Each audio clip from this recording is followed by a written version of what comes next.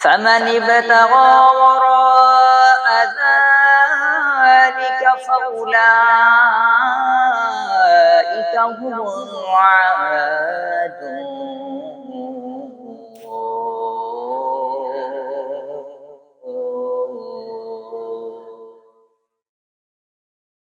والذين هم لأماناتهم وعهدهم راعون.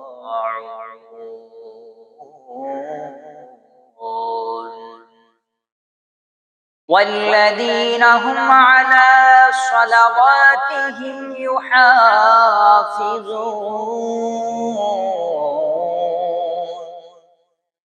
أولئك هم الوارثون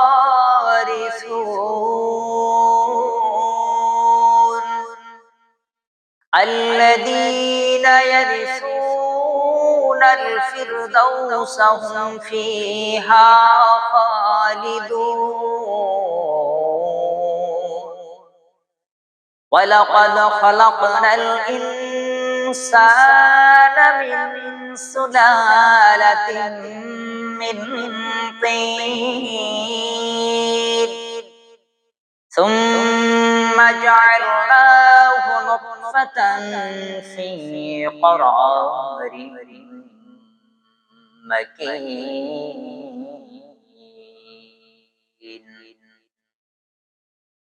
ثم خلقنا النطفة علقة فخلقنا العلقة مضغة فخلقنا المضغة عظاما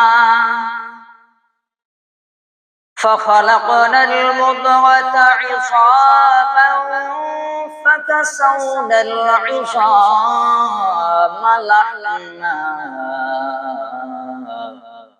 ثم أنشأناه خلقا آخر فتبارك الله أحسن الخالقين.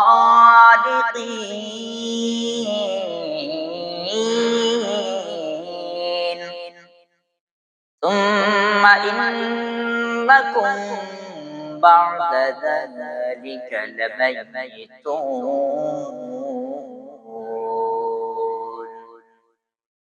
ثم إنكم يوم القيامة تبعثون. ولقد خلقنا فوقكم 7 طرائق وما كنا عن الخلق غافلين.